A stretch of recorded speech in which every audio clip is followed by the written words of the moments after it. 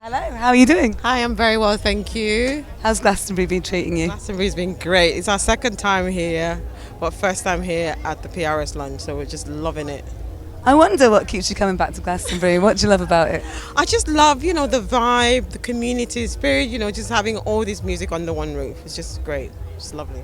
And do you find the audience is a bit different here? Yeah, the audience is great. The audience, you have different stages, different, kind of different vibes, but I think the audience is just, everybody coming to Glastonbury is ready for a good party, so the audience never disappoint you. Yeah. So for you, it's all about the energy on stage. How do you prepare and where does all that come from? Well, how do we prepare? You know what? This time around, we found this like what you call it, like a quiet, a silent retreat.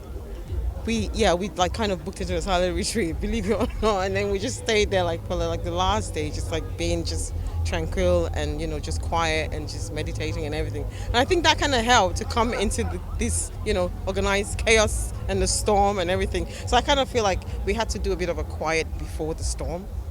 Okay, so it's all about balance. Yes, that's it. So how do you prepare for a gig like Glastonbury then?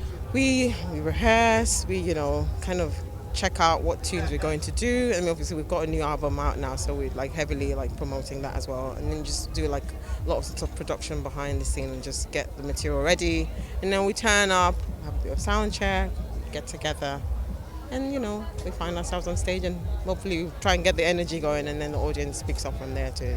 So you've got quite a few live shows coming up. Yes, we have. And how do you feel about that?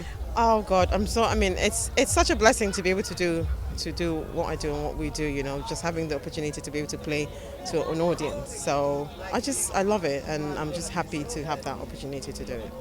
So your new album's been a couple of months out? It's been a few months now. Yeah, what's it been like playing those songs live? It's been awesome. It's similar to all the last two albums, but we've got a bit of English. We've added a bit of more English lyrics just to be a bit more inclusive, just to get the audience to be able to sing along as well. So it's been great. It's been great. I wanted to ask you how your live performances sort of feed into the albums that you produce. Have you got one eye on performing this stuff live when you're writing it in the studio? Do you know what? On this album, I think we paid attention to trying to bring the live element, because it feels like that's just what the band really is known for, that energy and that vibe.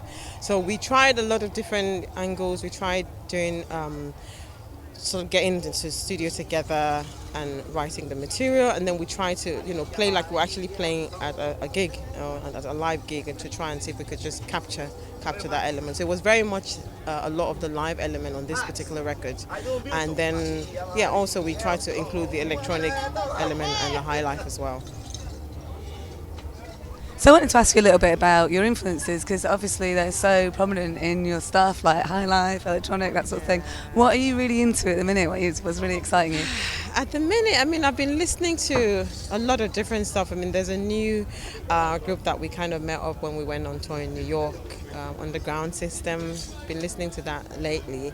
But I think generally, just on the record on the whole, I've got all these influences going back from my childhood, the West African high life, and then a bit of electronic music, which comes from most of the guys in the band who are kind of have the electronic influences, and then the jazz influences as well. Growing up, I listened to like a lot of African artists like Miriam Makeba, Angelique Kidjo, and then Western singers like Whitney Houston, Aretha Franklin, and so all that was sort of my formative influence. But now going forward, and I do listen to a lot of things. Everything catches my ear really.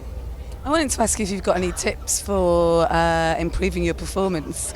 Is that something you're really known for? I wonder, for other artists that are maybe not as flamboyant on stage, or they're shy, or they suffer from nerves, how do you sort of get into the zone? I always feel like, if you just do you, just be yourself, and the audience will get it, and just, if you love it, just love it, just do it for the love of it, and that's kind of really the bottom line, just go for it. And lastly, what's keeping you busy? You got the tour? We've got the tour coming up. We've got Glastonbury, which we're really, really glad to be playing at. It's always a great opportunity to come back to Glastonbury.